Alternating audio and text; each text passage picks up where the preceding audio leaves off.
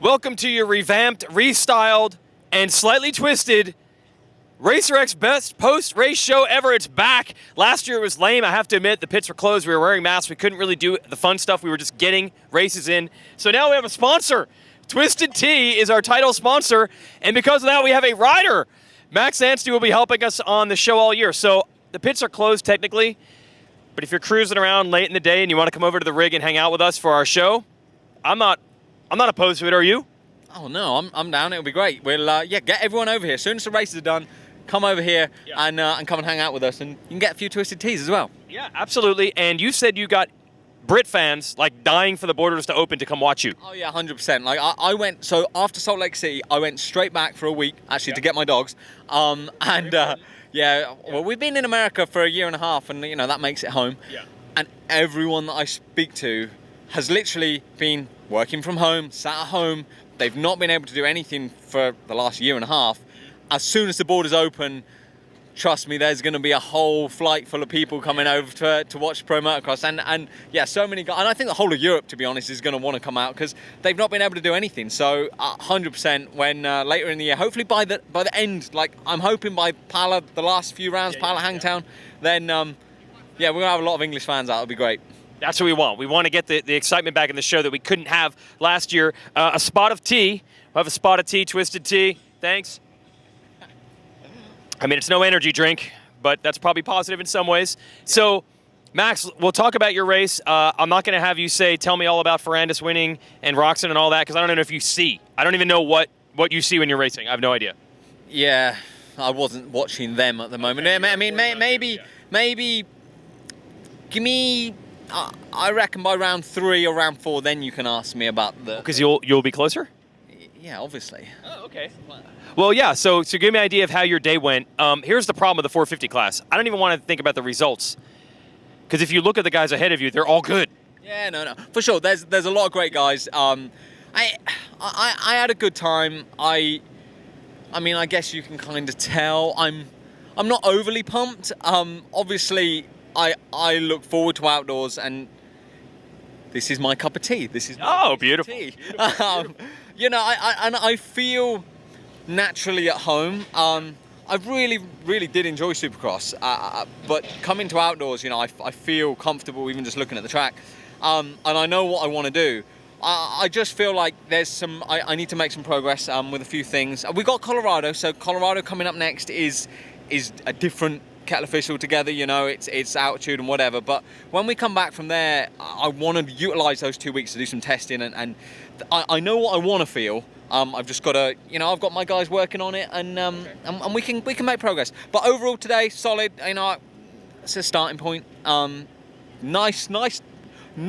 There's some sections out there that were very sketchy, and I was like, well, that was good. It was nice bit of fun, and good bit of riding. Kept it up on 2 wheels all day, solid. Obviously, yeah, I want to be further up, and things, but it's progress. Make the best of it, do the best that I can, and see where we are next week as well. One more thing I want to ask. This is hilarious. So we have Alessandro Lupino comes over from MXGP. I think he's only racing one race here. Kellen, one race? Okay. Yeah. Okay. Our MXGP whisperer over there knows. And just to make him feel at home, he ends up battling you, who he's probably battled with 50 other times back over there.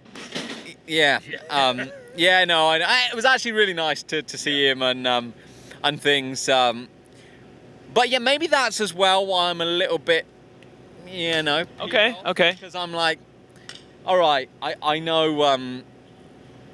I had another benchmark, so it's like, okay, not just Americans. I know where I'm at, so I know what I want to improve on. But yeah, no, it was great to race him, and a cool experience. I mean, he was talking to me earlier this week and was like, "Wow, what's it like? All this stuff." And I'm like, "Look, it's fun. Like American outdoors is a cool atmosphere. Like the races are fun. Like you've got super fast guys, but the tracks are all super. Like I've loved all the tracks that I raced last year. Like good traction, big jumps." Put on a show, especially if he could stay and do Redbud on July 4th. Like amazing atmosphere and things like that. I know last year was a bit different, but still, I get the vibe, and I've really enjoyed it. So no, I'm pleased he done well and he enjoyed it. And a couple of weeks and he goes back to Russia. So that's it. Oh, wow, culture shock. I said I was done, but could you talk about blocking Dean Wilson a little bit? Yeah, me and Dean actually ended up racing each other in the first moto, and I mean, I guess it's a bit of experience. I don't know if I was blocking him hard. Like, I could hear where he was going, and if he went outside the lap before, I was like, right, I'll switch, and I went outside, and then I could. There was a lot of places on the track where I ended up switching, but he did end up getting me in the end in that first moto. But yeah, good racing. I really enjoyed it. You know, everything's clean, and the tracks over here make for good racing because you've got a lot of lines. You know, it's outsides and insides are all fast. Sometimes the inside gets completely blown out, but they're gnarly ruts. There's 10 different lines. You know, it's good. It's actually a great racetrack. Wow, this is the first rider I've ever heard say that a track had enough places to pass. So I do appreciate that, because usually every rider says this track's too one line, no matter what track it is, ever. Yeah, but send them over to Europe for a little bit, and I think they'll change their opinion, because these tracks, honestly, hands down, I love the American tracks. Like, they've all got good traction, they've all got big jumps, and there's loads of lines. Like, obviously, in MXGP, it's different. You go to a lot of different places, but there is certain tracks you go to, and it's just baked rock hard, and it's slick, and everyone just ends up in a train. Whereas at least here, guys do move, and there's gaps. You know, there's a speed difference. You know, Sexton passed me in that second moto, and man, like, I was trying to hang on to him, but like literally 2 laps later, I can't even see him. Like, he's on it. I don't even know where he finished. Even Jason Anderson, like, first moto, he got me, and I'm like, right, come on, bite onto him. But there's a difference to be made, whether it's bike and lines and setup and whatever. But you can make seconds, which is a good thing. Whereas I feel like what I've been used to is everyone's so close, and it's a bit more like Supercross, where everyone's like so close over in Europe, and the tracks don't allow you to really make that gap. Like, if someone does a crazy jump or finds a different line, it doesn't make a lot of difference, whereas here it really does. So I really love it. I appreciate it, and I think it's great. All right, get yourself a Twisted Tea, help out your team. Thanks. This is the place to be at the end of the races for the next 11 rounds. See you next week. Love having Max Anstie on board. I'm going to bring my buddy Kevin Kelly over here from DMXS Radio. He's only here for the sponsor product, and he was helping as a real drink. See, that wasn't fake. Yes, you were helping as one of the live announcers this weekend. Okay, everybody knew the 450 class would be deep and unpredictable and gnarly, but look, the podium is a guy who did not race the class last year, who did not race a series last year, and who also did not race a series last year. Those are our top 3 today between Plessinger, Roczen, and Ferrandis. So how about that for a surprise? Yeah, and then throw in that number 115. It's not Talon Vohland. Do you want to address that now? I still haven't gotten the memo, apparently, on that. I've just always wanted to call Talon Vohland's name in a race, apparently, and I got it. Check. So, a little background on that. My buddy texts me during the race. He goes, hey, tell Weigandt it's Max Vohland. He knows this, guys. I promise you, he's called him since he's been on 80s, just like I have at Loretta's and all these other races. So, but I know it kills you, and it's Max Vohland. Yeah, that's why I need a Twisted Tea, because I'm very bummed. Yes. A surprise in the first moto. Surprise, he does it again in the second moto. He was solid deep into that second moto, so he was great. Max Vohland was really fantastic. And Max Vohland. Maximus Vohland. Okay, that will help. Hey, can I circle back to one thing that I heard Max talk about, Max Anstie, talking about how cool the vibe is here, how great the tracks are here. And this is coming from a guy that raced at all the European GPs, which are the tracks are great, the riders are much better than the Americans. I don't even want to bring it up because people are going to say that I'm being paid to say these things. Like, I swear, the only thing I got is a Twisted Tea out of this, okay? We did not set up Max and say these things. He said, well, the track is more, there's loads of lines, jumps are plentiful, Twisted Tea for everyone. Boatloads of people want to come see the races. The vibe is wonderful. I was like, wow, he's a great spokesman for American motocross. That was not planned. I did not tell him to say that. So Dylan Ferrandis, another example of someone who's come over. And here's what I love about Ferrandis. The dude is so emotional. Like, he lets it loose. When he wins, he is like genuinely, unbelievably super pumped. And he was today. He used the word weird, I think, 4 times. It was weird winning his first 450 motocross race. Yeah, at his first try. Yeah. He's batting 1,000, doing pretty good, man. Retire from there. Just retire. 1-0. Okay, look. Ken Roczen made it pretty obvious in the preseason press conferences. He did everything but say, don't expect me to do good. He basically said that. And then he did good. He did pretty good. He did really good. And like the first moto, I'm like, I don't know. And then the second moto, I'm like, what? Yep. And I thought if he got passed by Plessinger, that would ruin him mentally, and I thought the anchor will come out, he'll get 5th. Yeah. But no, Yep. Plessinger got close, and then the little caution flag deal 4 seconds later, and it was over, man. I was super impressed with Ken Roczen. Yeah, he was really strong to the end. Now, the opposite of this, Plessinger riding well, Ferrandis riding well, Roczen riding well. Look, we expect all those guys to be good too, but other guys we expect to be good. You're watching a gnarly Muscan, Cianciarulo, Webb, Tomac, Osborne battle for ninth. Ninth place. It was so dumb. Jimmy Button was up there with us, and he goes, "Hey man, count the national and Supercross and World Championships between the top 10. Yeah. There's about 27. Seriously. So if you finish 12th, well, Max Anstie will probably be the first guy to crack the top 10 that's not a world champion or a Supercross champion or an outdoor champion. That's ridiculous. Yeah, it is really that good in the 450 class. And what's cool is you saw everybody had a good moto and a bad moto pretty much. Yep. So the points are kind of mixed up. Ferrandis won. That's not a guarantee that. Look, if a guy like Osborne or Tomac has won this title before, if they dominate the opener, you're like, oh man, we could be in for this. But I feel like what we saw today, I have no clue if that's an indicator. Yeah, I know nothing more than going into the next round. It's going to take, what do they say in football, after about the 4th game, we know who you are. Yeah. Today was really good because the weather was awesome, so it wasn't like fatigue was going to be an issue. I mean, it was good. The track will wear you out. It was a factor, but the heat and that wasn't a deal. If you're coming off the couch, this was the best opportunity for you to do well. Best opportunity. Come on over here. I'm going to talk to this guy real quick. Pull this chair all the way over to this side. Yeah, thanks for your service. So this guy told me he had the best day of his life. What's your name? Tristan. Tristan, and you are Marines? Yes. Camp Pendleton. Yep. Nearby. So, hey, first of all, thank you for your service. And you've been dying your whole life to go to a motocross or supercross race, and today was the day.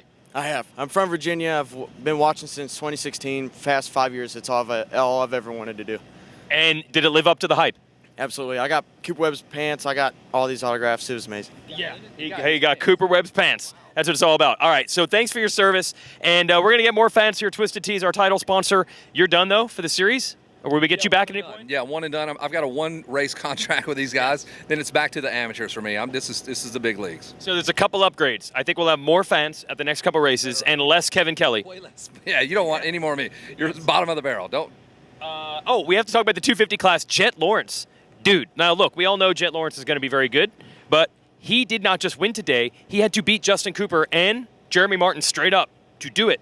And also in the first moto, you're in the announcer's tower. Dude, he came from way back. Yeah, we saw him in 19th in the first lap. He was in 9th the second lap. He passed 9 guys the first lap. So when you say this track, I don't want to hear anybody say you can't pass on it, because that dude passed 9 guys the first lap. First lap, I watched it. Wow. He was fantastic. He was the fastest qualifier, came from 19th to second the first moto, he was fabulous. Awesome. And a new promo for him. The first 100 people at the Red Bull tent at the beginning of the day get a free donut. So start your day there, end your day with us. And, one other shout out. Chase Sexton, almost, and I mean almost, 1/10 of a second behind Ferrandis in Moto 1. Fell in the first turn. Last to, what's up, Larry Brooks? Last to, top 10 in the second Moto. Yes. Sexton was on the gas. Yeah, he rode well. He sat behind. And I'll tell you, the hardest guy for him to get around was the number 2 of Cooper Webb. This is what this is all about. We just found someone it's all about. Yeah. All right, we're gonna swap it. You can stick around with us though. What's up? Oh, we got AP. Got his trophy with him? Oh, you got your trophy. This is good. Yeah. Just the trophy guy. Look, bro. First of all, for a little while, it looked like you were gonna win. Second moto, do you know that if you won that, it would have been the overall? Did you know that? I did not know that, okay. But man, I gave him hell. I put that last ditch effort in, and then about put her on the ground, and then I said I'll back it down just a hair. I've sat out the last 2 outdoor seasons, so I ain't gonna do the same this year. we got to get through these. Did you look? Supercross was great, so you probably had some confidence. Hey, you're riding, flying at the test track, but was it still a little bit like, hey, I'm up front, because you hadn't even raced in a while in motocross? Was it a little surprising or exciting to be up there? I loved it. Yeah. I loved every minute of it. Yeah.